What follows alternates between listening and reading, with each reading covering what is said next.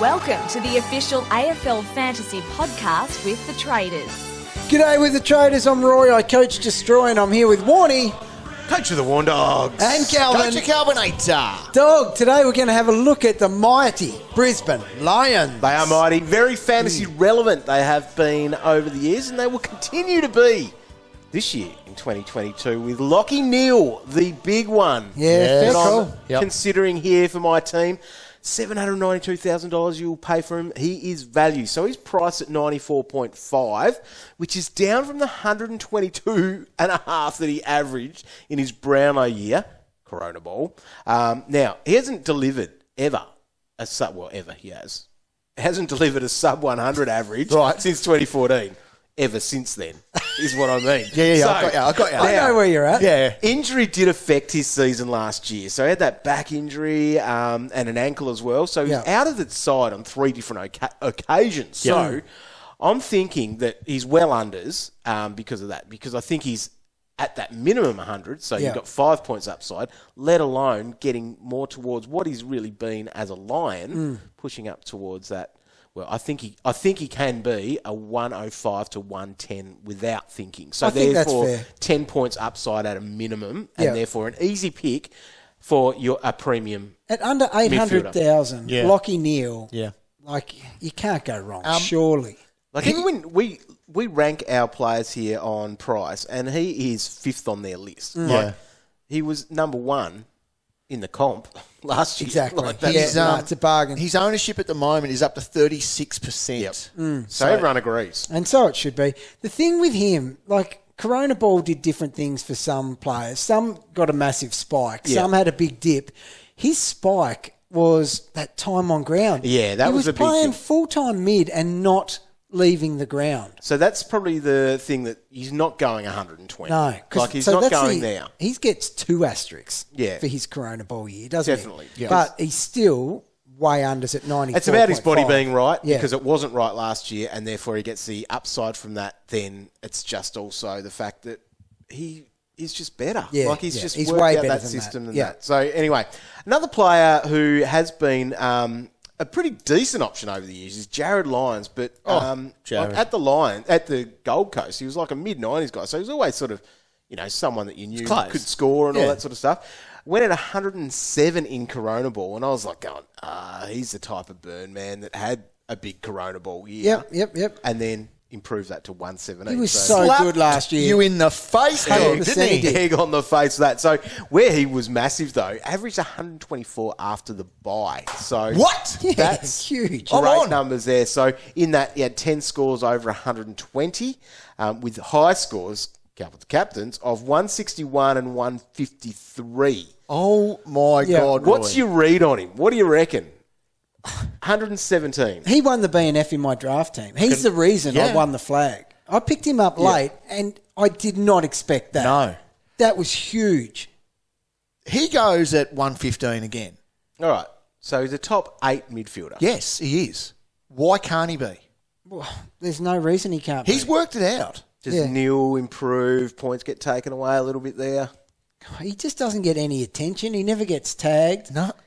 He does bits of everything. And he's got a ceiling He that does. he's up there with the best. Yeah. He's amazing. He's a top 8. Roy's, he'd make the rolling. 100% he Yeah. does. He's a walk-up. First round draft, dog. Their midfield's looking good. Old McCluggage, he hit 100 from his 22 games again. Dayne Zorko just keeps going. He averaged 108. Like, Holy hat. 8. he'll be 33 at the start of this season. God, he finished the season well. Didn't he Zorko. ever? Yeah, he's just a machine. A very, very good player. Lost his forward status, so just age is where you're not touching him in Classic because unless you're Cal that picks fully priced players all the time, because I think that is what you would call fully priced. Yes, you now. wouldn't be Thing picking is, him. I'd be willing to go, despite age, a little bit early in draft because I reckon round 6, forward status. He gets it back. I reckon he gets it back. Yep. And then towards the end of the year again, when they need a bit of spark in the midfield, we'll get him through the midfield See, then. this is something to note because if Warnie drafts him, he definitely gets forward status in that's round 6. something to keep an eye on. So, if your draft is after ours, we'll let you know. Check if Warnie gets so it. when his average is there, Actually, what did I say? 107.7, 108.9. That probably changes things. I'm gonna let Pokey just take him because he sees that average next to his name. Yeah. I don't think he'll be disappointed. Especially when he becomes a forward. 100%. Yeah. All right. He's always had forward status. Yeah. He will get it back. He will get it back. You don't lose it towards the end of your career. No. You get it. You get it. Daniel Rich is up high on that list as well because he had a career year, turned 31 during the season. It was his best season, 98.1 from his 22 games. So that was his first time into the 90s, which actually surprised me when I looked back through that. Didn't he lead the... Sorry, you go. I thought he might have hit that at one point during his career. Didn't he lead the competition in kicks this year? He was big. He was I think he did. And that was due to probably the kick-ins. Didn't hurt him, did it? King back there. Birchall was second in line there, but he's retired. So does it just mean he gets more? Or yes. Who takes the kick-ins? I don't know. You'd want it in his hands, though, wouldn't you? He's the best kick. He's a booming left foot. Oh. He's good. No, so I don't know. He's probably almost safe in there in the 90s. Like, obviously, he's got the 98 next to his name, but He's a 95 guy, I reckon. he's a top 6 defender. Yeah. Roy? Yeah. Yep. He's good. In the mix. I want to throw in Jarryd Berry, probably an unlucky one for the discounts for Classic because he's got a 50.1 average next to his name because it was from 9 games, gets discounted off the previous season. So that discount comes off his 89. So in Corona Ball in 2020. So a draft watch, really. 100%. Because he's just sitting there next to him, has a very low average that he's undraftable at 50.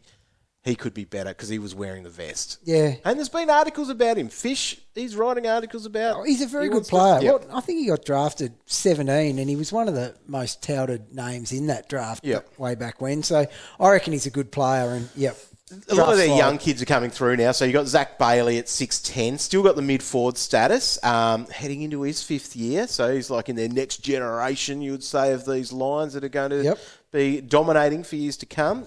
Price at 72. He's pretty consistent when he's out on the ground. He didn't get his first ton until round 22, and that was just a touch over against Collingwood, who were very easy to score against. So that's why he might be one of those players that are a little bit better player than what his fantasy does. But he does exciting things. He does, and I see his time in the midfield increasing as well. So to be able to draft him as a forward, there is potential upside there. Yeah. Devon Robinson's another one that's midfield time probably will increase over the years. And he's at 5.19. Mid only, though, so not the same upside you would think. Pass. Cam Rayner is one that a few people are up and about with as a very cheap guy, under 400K. So he's priced at 47. So he's got the forward eligibility still. So he did his ACL in the preseason last year. And sitting here at this time last year, we were talking about Rayner as an option. Because they were talking about him moving into the midfield and all that sort of thing. Interesting to see where he comes back, but to be priced at 47. Yeah. It's cheap. With forward status. I think the thing is, it's just that worry of someone coming back from an ACL. Yeah. He'll be coming into 12 months at the start of the season kind of thing. Yeah. He's in 22% of teams at the moment. People are hot, Cal. People love it. I don't. I think it's a no. Unless... He's in the mix. He's in the squad. Okay, right? what average is a fail from him? Yeah. Because he's best 22, so you could easily say, well, you'd be better off getting a basement rookie. Yeah. But do they hang around in the team? Yeah. He's safe in the team. He's priced at 47. What does he average? You're probably needing 70 to 75. And you're not going to get it. For that extra dollar. You're not getting that from him. He's not averaging 75 this year. Isn't he? No. He should. I don't think he will. I guess for him the pre-season watch is important because if he is playing in the mid, then yes. But as a forward, no. He's not averaging that. Yeah, okay. It's a no for me, dog. Well, if you're considering him, Cal, Nakia Cockatoo priced at 40. Would you think about that? Geez, that's getting cheap, isn't it? I'd need to see something. 339. 339, wow. Cam Rayner, though, he's former number one pick. Yeah. Got to pick him over Cockatoo. You'd think so. Look, I'm going to need to see something, though. Cam Ellis-Yeoman as a midfielder, we've sort of got a price little at 39. That's cheap. It is cheap, but he doesn't doesn't get games. So here's the deal with him. So, because I'm seriously thinking, you see 47 against Rayner's name. It's just ridiculously low. So we've got a little bit of extra wiggle room with the salary. Yeah. It's a safer name and player to have in your team than some of these rookies that could be fleeting. We can't afford to have rookies that aren't getting a game when the season could potentially have a scrambling for a squad as it is, if you 100%. Look at the way other sports are going. I think you spend up and play safe a little bit, Cal. So, before Corona Ball, I'm looking at... Now, this is when Cam Rayner was obviously a lot younger. So, Rayner hasn't done a lot. He played 22 games for 45. Yeah. Yeah. There's not a lot for us to go back. It's just that hope that heading into this... The thing that really sits in my head is, though, coming back from ACL and that reset of you were going to be moving into the midfield, maybe that's put back by a bit of time. Okay. He's in the squad. It's a pre-season watch. Yeah. That's fine. Okay, not for me then. We can do that. Yeah. Noah Answorth is probably a bit awkwardly priced. He's priced at 39 as a defender. He could go into the back line, so that would be one to watch, I reckon. Just need to mention him, I think. Yes. Well, they need someone to take over from what Birchall was doing. Yeah. They need another guy back there. Their ruck setup, it is Big O, 643K, 76.7 average yard. So now he goes 80 plus. I would think so. Yep, this year. So call that a little bit underscale. He finished the year well, averaged 86 after the bye, 91 in his last 5, and scored 91 and 81 in the final. So all above, and almost well above, you could say, with that for what he is priced at, for what he did for the season. So probably the big things from that, when I crunched the numbers pretty hard, was that Fullerton was basically there as his backup in the latter half of the season when Hipwood was out. Not that Hipwood was the backup ruck. It was more the fact that Joe Danaher was that backup ruck, and then when Hipwood was out, Danaher was playing forward. Right. So that's the thing. So he wasn't the one needing to go into the ruck, and so that's what helped Big O. So McStay had a couple of hit-outs along the way, but they've got Darcy Fort coming in to the squad, into the team. Yep. Does he play? I think he's just a backup. He's a backup. Yeah. He'll pop his head in for a couple. Yeah. Yeah. But Big O, a good one for draft if you're punting those rucks. Definitely. Well, I think he ranks at 15th. So, yeah. For rucks. So where does he go to then? So that's 76.7. Does he go mid-80s? Yes. I think he can. So the 86 that he had after the bye. Yeah. Yep. That's what he is. I think that's a good He's probably 10 unders. preview. Yeah. Got married in the off-season. 11 unders. A couple of rookies Could go either way. Monitor. Harry Sharp. Roy, we had him. Oh, no. Scored Sharpie. 42 and 20 for us. Jeez, he's cheap. Wasn't even a sub, so he's 198K. So for someone that's played a couple of games, still getting him very cheap. So not going to be a massive scorer, but just one to monitor if they gave him a couple of games. He was the kid, remember, he was still in year 12. Yes. Like going to school. So what's his claim to fame? Speed. He's a speedster. Yeah. Pretty sharp. Now, Eli Smith is 190K, so waiting on him. 21-year-old talk now. about Eli. Yeah, he always pops in. So, yeah. He's 21 now. 21. 21 now. Must be on the list. Worth he's highly selected because you've seen his name float around there. Mature age Last now. couple of games of the VFL were 70 and 78, but yeah, I'm not sure if he is really in the mix for them. The other one too is Connor McFadden. He is a mid-forward, 190K, average 67 in the VFL from his 8 games. So he's been on the list since 2018. Yeah. So it's just these guys that have been on the list for that long and they're still there. Hard team to crack into, isn't it? Definitely. And that's why they're watch list type guys is because if you've been on the list that long, and they're still in the window, and you got to force those guys ahead of you out. You're not gifted games. That's the tough thing for them.